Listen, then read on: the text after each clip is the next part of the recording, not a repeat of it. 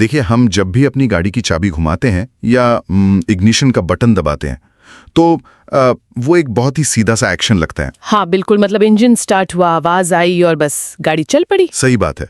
चालू है या बंद है, बस हम इतना ही सोचते हैं।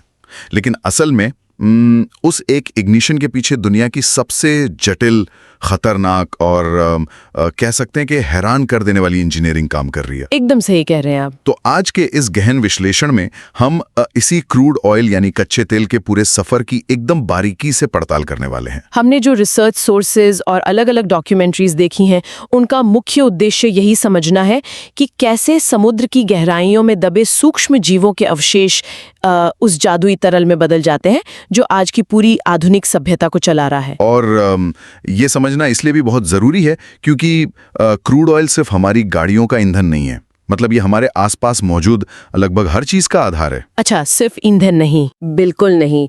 जो प्लास्टिक हम इस्तेमाल करते हैं, दवाइयाँ, कॉस्मेटिक्स, पेंट्स और यहाँ तक कि खेती में इस्तेमाल होने वाले फर्टिलाइजर्स भी इसी पर निर्भर हैं। अरे वाह, फर्टिलाइजर्स भी? जी हाँ। और अगर किसी दिन तेल का उत्पादन अचानक रुक जाए ना, तो केवल गाड़ियां ही नहीं रुकेंगी, बल्कि पूरी की पूरी वैश्विक अर्थव्यवस्था और जो हमारा आधुनिक जीवन है वो पूरी तरह से ठप हो जाएगा। उफ, ये तो काफी डराने वाला विचार है। तो चलिए इस पूरी प्रक्रिया को एकदम शुरुआत से समझते हैं। सबसे पहला और बुनियादी सवाल यही है कि जमीन के इतने नीचे ये काला गाढ़ा तरल पदार्थ आखिर आया कहां से? तो इसकी शुरुआत आज से लाखों करोड़ों साल पहले होती है, खास तौर पर मेसोजोइक युग में। मतलब आज हम जो तेल निकालते हैं उसका लगभग 70% हिस्सा उसी युग में बना था। 70%? मतलब डायनासोर के समय में? हाँ, समय वही था। उस समय के जो विशाल समुद्र थे उनमें अरबों की तादाद में सूक्ष्म जीव, जिन्हें हम प्लैंकटन कहते हैं, और शैवाल या एल्गी रहा करते थे। तो जब ये मरते थे तो समुद्र की तलहटी में जाकर जमा होने लगते थे। अच्छा, यहाँ मैं एक चीज साफ करना चाहूंगा क्योंकि बचपन से हमारे दिमाग में ना एक आम धारणा बैठी हुई है कि तेल डायनासोर के अवशेषों से बनता है। हाँ, ये बहुत आम बात है। मतलब हमने यही सुना है कि डायनासोर मरे, जमीन में दबे और उनका तेल बन गया। क्या इसमें कोई सच्चाई है? देखिए, ये एक बहुत ही लोकप्रिय मिथक है, लेकिन विज्ञान के नजरिए से देखें तो डायनासोर का योगदान तेल बनने में न के बराबर है। सच में? न के बराबर। बिल्कुल। मतलब एक विशाल डायनासोर के मुकाबले खरबों की संख्या में मौजूद माइक्रोस्कोपिक प्लैंकटन का कुल बायोमास कहीं ज्यादा था। तो समझ गया, मतलब संख्या इतनी ज्यादा थी कि वो भारी पड़ गए। हाँ, और जब ये सूक्ष्म जीव समुद्र की तलहटी में जमा हुए तो वहां एनॉक्सिक परिस्थितियां थी। एनॉक्सिक मतलब? मतलब वहां ऑक्सीजन नहीं थी, और ऑक्सीजन की कमी के कारण बैक्टीरिया उन्हें पूरी तरह से विघटित या डिकम्पोज नहीं कर पाए। यानी वे सड़े बिना ही गाद, रेत और मिट्टी की परतों के नीचे दबते चले गए, और जैसे जैसे लाखों साल बीते उनके ऊपर चट्टानों और तलछट का भारी बोझ बढ़ता गया होगा। बिल्कुल सही। और यहीं से रसायन विज्ञान का असली खेल शुरू होता है। इस भारी दबाव और पृथ्वी के अंदरूनी तापमान के कारण इन जीवों के अवशेष एक मोमी या वैक्स जैसे पदार्थ में बदल गए। अच्छा, मोम जैसा? हाँ, और इसे विज्ञान की भाषा में कैरोजीन कहा जाता है। कैरोजीन? तो क्या ये कैरोजीन सीधा क्रूड ऑयल है? नहीं, सीधा नहीं। इसे तेल में बदलने के लिए प्रकृति की एक बहुत ही सख्त शर्त होती है, जिसे ऑयल विंडो कहा जाता है। Oil window? ये मुझे किसी बेकिंग प्रोसेस जैसा लगता है। जैसे केक को बेक करने के लिए अवन का तापमान बिल्कुल सटीक होना चाहिए, है ना? एकदम सटीक एनालॉजी है। वैसे ही कैरोजीन को तेल में बदलने के लिए 60 डिग्री सेल्सियस से 120 डिग्री सेल्सियस का एकदम सटीक तापमान चाहिए। और अगर तापमान 60 डिग्री से कम हो तो वो मोम जैसा कैरोजीन ही रहेगा, तेल नहीं बनेगा। और अगर 120 डिग्री से ज्यादा हो गया, मतलब ओवन ज्यादा गर्म हो गया, तो वो पूरी तरह से कुक होकर प्राकृतिक गैस यानी नेचुरल गैस में बदल जाएगा। अरे वाह। हाँ, तो ये एक बेहद नाजुक संतुलन है। और जब ये क्रूड ऑयल बन जाता है तो इसके अंदर के हाइड्रोकार्बन पानी से हल्के होते हैं, इसलिए ये तेल पृथ्वी की परतों में ऊपर की तरफ रिसने लगता है। पानी से हल्का होने के कारण? सही बात है। लेकिन ये सतह तक पहुंचने से पहले ही सैंडस्टोन या लाइमस्टोन जैसी चट्टानों में फंस जाता है। अच्छा, मैं ये कल्पना कर रहा हूँ कि ये किसी गुफा में भरे हुए तालाब की तरह नहीं होता होगा, जैसा अक्सर फिल्मों में दिखाते हैं। नहीं, बिल्कुल नहीं, फिल्मों वाला कॉन्सेप्ट गलत है। हाँ, मतलब ये सैंडस्टोन जैसी पोरस चट्टानों के बीच मौजूद बेहद बारीक छेदों में किसी स्पंज की तरह फंसा होता है, जिसे ऑयल रिजर्वायर कहते हैं। क्या मैं सही समझ रहा हूँ? एकदम सही समझे आप। ये तेल चट्टानों के रोम छिद्रों में अत्यधिक दबाव के बीच फंसा रहता है और इसके ऊपर एक अभेद्य चट्टान होती है जिसे कैपरॉक कहते हैं, जो इसे सतह पर आने से रोकती है। बिल्कुल, वो एक ढक्कन की तरह काम करती है। लेकिन इतिहास में हमेशा ऐसा नहीं था कि तेल इतने नीचे ही मिले। इंसान ने इसे पहली बार तब खोजा था जब ये सतह पर आ गया था। मैंने स्रोतों में साल 1867 में असम के डिगबोई का एक किस्सा पढ़ा, जो बहुत ही दिलचस्प है। हाँ, वो हाथी वाला किस्सा। बिल्कुल, वहां घने जंगलों में रेलवे लाइन बिछाने का काम चल रहा था।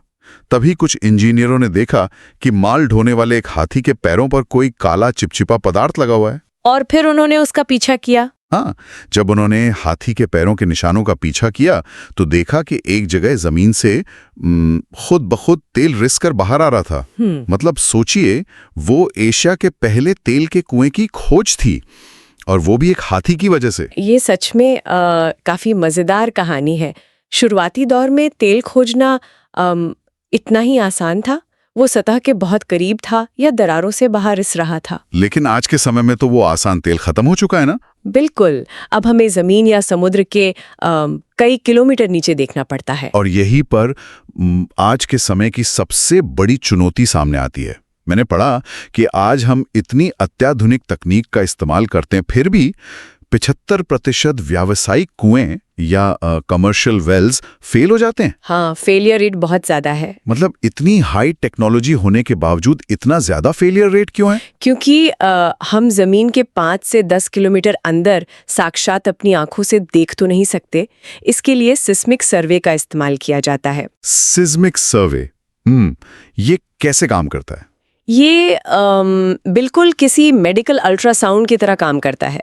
जमीन के अंदर भारी ध्वनि तरंगें या साउंड वेव्स भेजी जाती हैं। अच्छा, साउंड वेव्स। हाँ, और जब ये तरंगें अलग-अलग घनत्व वाली चट्टानों से टकराकर वापस लौटती हैं, तो उनके डेटा से जमीन के नीचे का एक 3D नक्शा तैयार किया जाता है। तो अगर हमारे पास 3D नक्शा है, फिर तो हमें पता होना चाहिए कि तेल कहाँ है। फिर 75% कुएं फेल क्यों हो रहे हैं? समस्या ये है कि ये नक्शा हमें सिर्फ चट्टानों की संरचना दिखाता है। ये नहीं बताता कि उन चट्टानों के अंदर क्या भरा है। ओह, मतलब हमें सिर्फ वो स्पंज दिख रहा है, पर ये नहीं पता कि उसमें पानी है या तेल। एकदम सही। वो संरचना तेल फंसाने के लिए एकदम सही लग सकती है, लेकिन जब करोड़ों रुपए खर्च करके वहां ड्रिलिंग की जाती है, तो कई बार वहां तेल की जगह सिर्फ खारा पानी निकलता है या फिर वो पूरी तरह से सूखी चट्टान होती है। तो मतलब केवल ड्रिलिंग ही एकमात्र तरीका है ये पक्के तौर पर जानने का कि वहां तेल है या नहीं? बिल्कुल, और कोई तरीका नहीं है। और ड्रिलिंग की ये प्रक्रिया मुझे तो किसी इंजीनियरिंग के चमत्कार से ज्यादा एक युद्ध की तरह लगती है। मतलब आधुनिक ड्रिलिंग में एक टॉप ड्राइव मोटर होती है जो बेहद लंबी स्टील पाइप्स को घुमाती है। हाँ, और उसके सिरे पर लगा होता है ड्रिल बिट, और इसके दांत इंडस्ट्रियल डायमंड या टंगस्टन से बने होते हैं ताकि वो कठोर से कठोर ग्रेनाइट जैसी चट्टानों को भी काट सकें। बिल्कुल, मैंने गहराई के बारे में पढ़ा तो मेरे होश उड़ गए। रशिया के सखालिन-1 प्रोजेक्ट का कुआं 15 किलोमीटर गहरा था। 15 किलोमीटर? हाँ, वो एक इंजीनियरिंग मावल है। मतलब सोचिए, 17 बुर्ज खलीफा एक के ऊपर एक समा सकते हैं इतनी गहराई में। गहराई अपने आप में एक बहुत बड़ी उपलब्धि है, लेकिन मैं बता दूं कि ड्रिलिंग में गहराई से ज्यादा खतरनाक चीज होती है हाइड्रोस्टैटिक दबाव या प्रेशर। अच्छा, वो कैसे? जब हम जमीन के 10 किलोमीटर नीचे होते हैं तो वहां ऊपर की लाखों टन चट्टानों और तरल पदार्थों का जो दबाव होता है वो किसी भी आम मशीन को पल भर में कुचल सकता है। उफ, लाखों टन का दबाव। और सिर्फ दबाव नहीं, वहां तापमान भी इतना होता है कि आम धातु पिघलने लगे। तो इस दबाव और कुएं को ढहने से बचाने के लिए क्या करते हैं? मैंने स्रोतों में 2 चीजों के बारे में पढ़ा था, केसिंग और ड्रिलिंग मड। हाँ, ये दोनों सबसे अहम हथियार हैं। केसिंग को समझना तो आसान है। जैसे किसी कमजोर सुरंग को गिरने से बचाने के लिए उसमें लोहे के पिलर और कंक्रीट लगाए जाते हैं ना, वैसे ही कुएं के अंदर स्टील के मोटे पाइप डाले जाते हैं और बाहरी चट्टान और पाइप के बीच की जगह को खास सीमेंट से भर दिया जाता है। बिल्कुल, वो कुएं की दीवार बन जाती है। लेकिन ये ड्रिलिंग मड क्या है? मुझे पहले लगा कि ये शायद सिर्फ कोई लुब्रिकेंट होगा मशीन को स्मूथ रखने के लिए। और यही तो सबसे बड़ी गलतफहमी है। अच्छा। हाँ, ये एक बहुत ही आम गलतफहमी है कि मड सिर्फ ड्रिल बिट को ठंडा रखने या घर्षण कम करने के लिए होता है। ड्रिलिंग मड असल में एक बेहद भारी और वैज्ञानिक रूप से तैयार किया गया तरल पदार्थ है जिसे लगातार पाइप के अंदर पंप किया जाता है। तो इसका असली काम क्या है? इसका सबसे अहम काम है नीचे के भारी फॉर्मेशन दबाव को संतुलित करना। संतुलित करना मतलब ये मड अपने वजन से नीचे मौजूद गैस और तेल को ऊपर आने से रोकता है? बिल्कुल।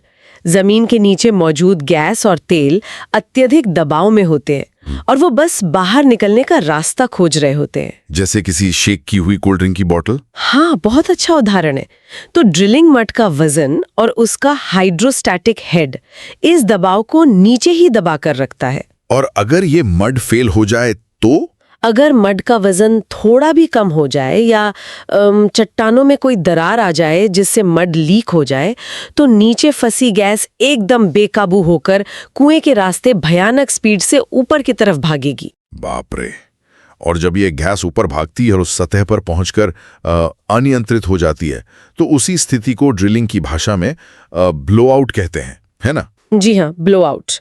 और ब्लोआउट ड्रिलिंग इंडस्ट्री का सबसे खौफनाक सपना है क्योंकि गैस जैसे जैसे ऊपर आती है वो फैलने लगती है।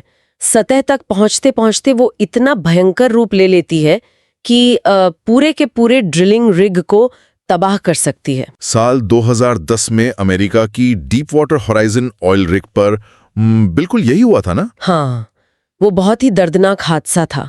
उस घटना में कुएं के निचले हिस्से में सीमेंटिंग फेल हो गई थी। अच्छा, केसिंग वाला सीमेंट। बिल्कुल।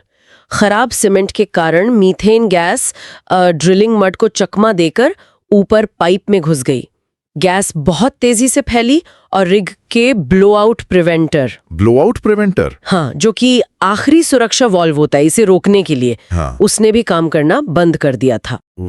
उस भयानक विस्फोट में 11 लोगों की जान चली गई थी और लगभग 80 करोड़ लीटर कच्चा तेल गल्फ ऑफ मेक्सिको के समुद्र में फैल गया था, जो कि इतिहास की सबसे बड़ी पर्यावरणीय आपदाओं में से एक है। सच में ये बताता है कि प्रकृति के इस खजाने को बाहर निकालना कितना विनाशकारी हो सकता है। और देखिए, सिर्फ ब्लोआउट ही नहीं, समुद्र के बीच मौजूद ऑयल रिग्स पर काम करने वाले कर्मचारियों की जिंदगी वैसे भी लगातार जोखिम में रहती है। वो कैसे?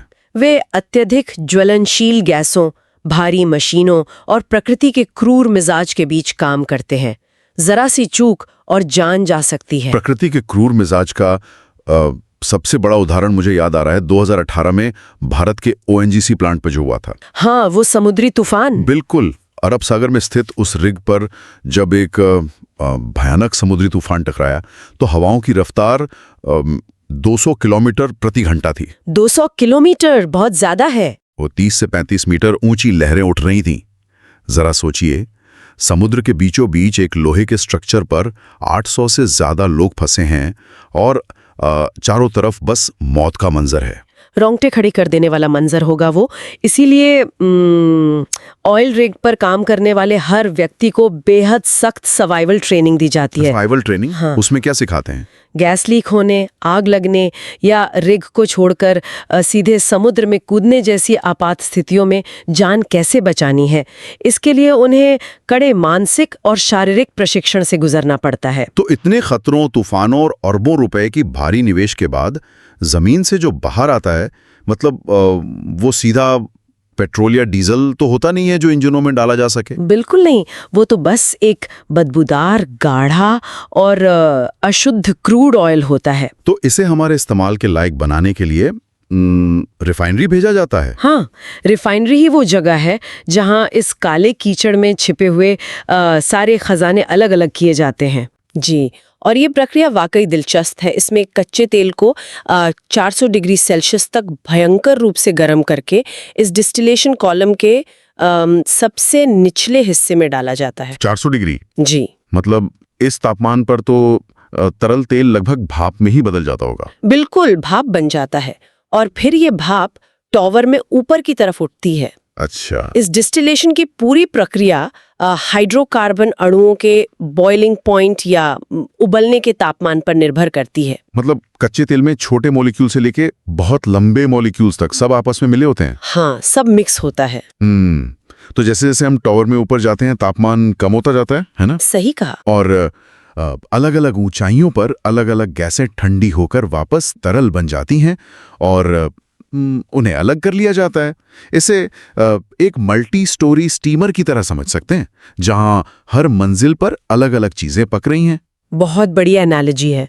तो टावर के सबसे ऊपरी हिस्से में जहां तापमान सबसे कम होता है, वहां कार्बन के सबसे छोटे अणु जमा होते हैं। तो सबसे ऊपर क्या मिलता है? ये सबसे हल्की गैसें होती हैं, जैसे एलपीजी, प्रोपेन और ब्यूटेन। अच्छा, वही जो हमारे घरों में रसोई गैस सिलेंडर में इस्तेमाल होती हैं? बिल्कुल वही। और उससे थोड़ा नीचे आने पर क्या मिलता है? उसके ठीक नीचे नाफ्था और पेट्रोल मिलते हैं। नाफ्था, ये किस काम आता है? नाफ्था वो केमिकल है जो दुनिया भर की प्लास्टिक इंडस्ट्री का मूल आधार है। जो भी प्लास्टिक आप देखते हैं वो इसी से बनता है। अरे वाह! और उससे नीचे? उससे थोड़ा और नीचे आए तो केरोसिन मिलता है, जिसे अत्यधिक रिफाइंड करके विमानों का जेट फ्यूल बनाया जाता है। अच्छा, हवाई जहाज का ईंधन? हाँ, और फिर उसके नीचे डीजल का नंबर आता है। और टावर के एकदम निचले हिस्से में जहां भयंकर गर्मी होती है, वहां क्या बचता है? वहां सबसे भारी और लंबे कार्बन चेन वाले अणु बच जाते हैं। वो भारी तेल होता है जो बड़े समुद्री जहाजों के इंजन में ईंधन के रूप में काम आता है। और वो जो डामर होता है वो कहाँ से आता है? जो एकदम गाढ़ा और चिपचिपा अवशेष सबसे अंत में बच जाता है, उसे ही बिटुमेन या डामर कहते हैं, जिससे हमारी सड़कें बनती हैं। यार, ये सोचकर ही हैरानी होती है कि एक ही कच्चे तेल से हवाई जहाज उड़ाने वाला फ्यूल, सड़क बनाने वाला डामर और पानी की बोतल बनाने वाली प्लास्टिक, मतलब सब कुछ एक ही चीज से निकल रहा है। कमाल है ना? हाँ, लेकिन यहाँ एक पेंच भी है। मैंने पढ़ा कि बाजार में पेट्रोल और डीजल की मांग बहुत ज्यादा है, लेकिन डिस्टिलेशन से हमें बहुत सारा भारी तेल मिलता है और पेट्रोल कम मिलता है। बिल्कुल, ये रिफाइनरियों के लिए एक बड़ी समस्या थी। इसी अंतर को पाटने के लिए रिफाइनरियां भारी रासायनिक इंजीनियरिंग का इस्तेमाल करती हैं, जिसे क्रैकिंग और एल्काइलेशन कहते हैं। क्रैकिंग का मतलब भारी और बड़े हाइड्रोकार्बन मॉलिक्यूल्स को भयंकर गर्मी और कैटलिस्ट की मदद से तोड़कर छोटे मॉलिक्यूल्स में बदलना, है ना? मतलब भारी तेल को तोड़कर पेट्रोल बनाना। एकदम सही। और एल्काइलेशन इसका बिल्कुल उल्टा है, जहां बहुत छोटे मॉलिक्यूल्स को आपस में जोड़कर पेट्रोल बनाया जाता है। अच्छा, तो इन दोनों प्रक्रियाओं का मुख्य उद्देश्य क्या है? इनका मुख्य उद्देश्य पेट्रोल की ऑक्टेन गुणवत्ता बढ़ाना और रिफाइनरी के मुनाफे को अधिकतम करना है। और जब मुनाफे और व्यापार की बात आती है तो ग्लोबल लॉजिस्टिक्स और रिफाइनिंग हब्स का अर्थशास्त्र समझना बहुत जरूरी हो जाता है। बिल्कुल। उदाहरण के लिए भारत अपनी जरूरत का लगभग 90% कच्चा तेल दूसरे देशों से आयात करता है। भारत के पास अपने खुद के तेल भंडार बहुत सीमित हैं। हाँ, हम काफी हद तक इंपोर्ट पर निर्भर हैं। लेकिन इसके बावजूद गुजरात की जो जामनगर रिफाइनरी है वो दुनिया का सबसे बड़ा रिफाइनरी कॉम्प्लेक्स है। और ये कोई छोटी बात नहीं है। जामनगर रिफाइनरी में हर रोज लगभग 12 लाख बैरल कच्चा तेल प्रोसेस होता है। 12 लाख। और इस रिफाइनरी की सबसे बड़ी ताकत ये है कि ये दुनिया के सबसे भारी और सबसे अशुद्ध कच्चे तेल को खरीद कर प्रोसेस कर सकती है, जो कि बाजार में बहुत सस्ता मिलता है। जी हाँ, और उसे प्रोसेस करके उच्च गुणवत्ता वाले पेट्रोल और डीजल में बदलकर वापस यूरोप और अमेरिका जैसे देशों को ऊंचे दामों पर बेचती है। मतलब ये तो गजब का बिजनेस मॉडल है। इससे ये साफ होता है कि किसी देश के पास तेल का अपना कुआं होना ही काफी नहीं है। अगर आपके पास रिफाइनिंग क्षमता है तो आप दुनिया के तेल व्यापार और क्षेत्रीय मूल्य निर्धारण को बहुत गहराई से नियंत्रित कर सकते हैं। बिल्कुल सही बात है। लेकिन इतनी भारी मात्रा में, मतलब 12 लाख बैरल रोजाना तेल को रिफाइनरी तक लाना और फिर वहां से दुनिया भर में भेजना, ये लॉजिस्टिक्स का एक बहुत ही बड़ा दुस्वप्न है। हाँ, इसे साधारण ट्रकों में भरकर तो ले जाया नहीं जा सकता। बिल्कुल नहीं। इसके लिए पाइपलाइनों, मरीन वेसल्स और ट्रेनों का एक विशाल वैश्विक जाल बिछा हुआ है। जमीन पर सबसे सुरक्षित और सस्ता तरीका पाइपलाइन है ना? हाँ, उदाहरण के लिए अमेरिका में 90% से ज्यादा कच्चा तेल और रिफाइंड प्रोडक्ट्स का परिवहन हजारों किलोमीटर लंबी पाइपलाइनों के जरिए होता है। और जो तेल समुद्र के रास्ते आता जाता है, उसके लिए बेहद विशाल जहाजों का इस्तेमाल होता है। कच्चे तेल को ले जाने वाले जहाजों को डर्टी टैंकर कहा जाता है। Dirty tanker. हाँ, क्योंकि क्रूड ऑयल गाढ़ा और काला होता है और इनमें वेरी लार्ज क्रूड कैरियर या VLCC जैसे जहाज होते हैं जिनमें एक बार में 20 लाख बैरल तक तेल आ सकता है। 20 लाख बैरल एक जहाज में। और रिफाइंड उत्पादों को ले जाने वाले जहाजों को क्या कहते हैं? उन्हें क्लीन टैंकर कहते हैं क्योंकि उनमें पेट्रोल या डीजल होता है। ये पूरी सप्लाई चेन बिना रुके 24 घंटे काम करती है। लेकिन ये विशालता एक बहुत ही गंभीर सवाल खड़ा करती है। मतलब हम दिन रात पृथ्वी को खोद रहे हैं, हजारों जहाज समंदर चीर रहे हैं। आज दुनिया रोजाना लगभग 10 करोड़ बैरल तेल पी रही है।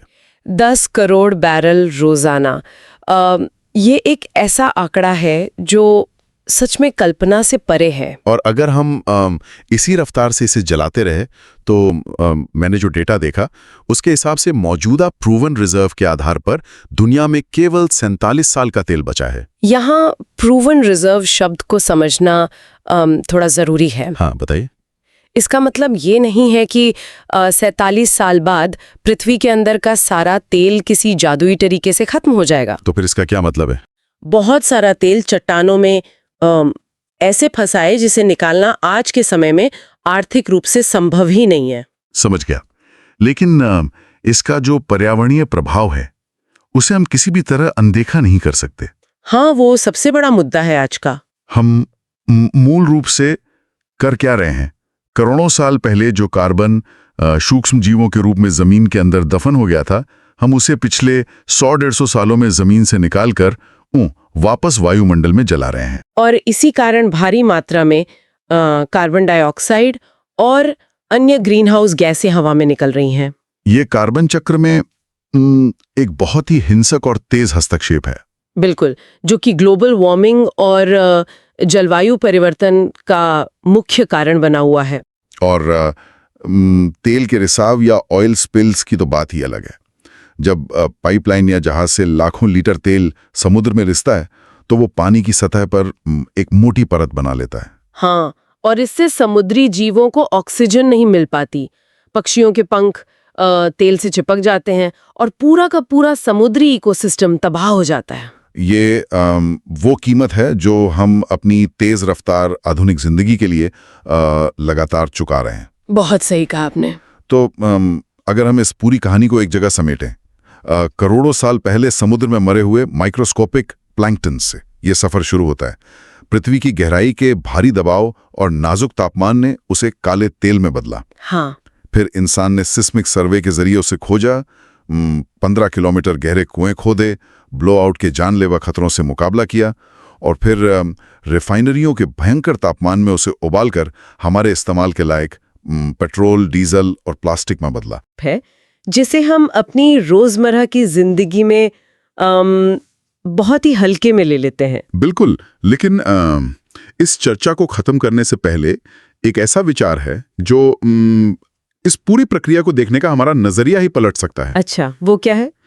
हम अब तक यही बात कर रहे हैं कि तेल सूक्ष्म जीवों के अवशेषों से बनता है, लेकिन 1850 के दशक में रूसी वैज्ञानिकों ने एक सिद्धांत प्रस्तावित किया था जिसे एबायोजेनिक पेट्रोलियम थ्योरी कहते हैं। ओह हाँ, ये थ्योरी तो फॉसिल फ्यूल या जीवाश्म ईंधन की पूरी बुनियाद को ही चुनौती देती है। बिल्कुल, इस थ्योरी के अनुसार तेल मृत जीवों या जैविक प्रक्रियाओं से बना ही नहीं है। तो फिर कैसे बना है? इसके अनुसार इसका निर्माण पृथ्वी की अत्यधिक गहराई में मेंटल के पास मौजूद अकार्बनिक प्रक्रियाओं से हुआ है। मतलब भारी दबाव और तापमान में मीथेन गैस आपस में जुड़कर भारी हाइड्रोकार्बन बना रही हैं और वो लगातार खुद ब खुद बन रहा है। हालांकि आज का मुख्य धारा विज्ञान इस थ्योरी का पुरजोर समर्थन नहीं करता है, लेकिन ये संभावना अपने आप में बहुत गहरे सवाल उठाती है। जरा सोचिए, अगर ये थ्योरी सच है तो क्या इसका मतलब ये है कि पृथ्वी के गहरे हिस्सों में तेल के ऐसे अथाह भंडार मौजूद हैं जिनके बारे में हमें कोई अंदाजा ही नहीं है? ये तो सोचने वाली बात है। क्या इसका मतलब ये है कि तेल लगातार बन रहा है और वो जो 47 साल में खत्म होने वाली बात है वो पूरी तरह से बदल सकती है? अगर ऐसा है तो पूरी दुनिया की अर्थव्यवस्था पलट सकती है। बिल्कुल। तो जब आप अगली बार अपनी गाड़ी की चाबी घुमाएं और इंजन स्टार्ट हो तो बस याद रखें कि आप सिर्फ पेट्रोल नहीं चला रहे हैं, आप करोड़ों साल पुरानी पृथ्वी का दबाव, इंसान की बेमिसाल इंजीनियरिंग और गहराई में छिपे अनसुलझे रहस्यों के उस चक्र का हिस्सा बन रहे हैं जिसे हम अभी भी पूरी तरह से समझ नहीं पाए। देखो दुनिया, इसके राज को जानो, हर एक इन्वेंशन की स्टोरी पहचानो। कैसे चलती है मशीन, क्या है मोशन का फंडा, क्लियर होगा अब हर concept. No more tension, no फिकर, come on physics to boy. Knowledge की दुनिया में a new discovery, physics to boy.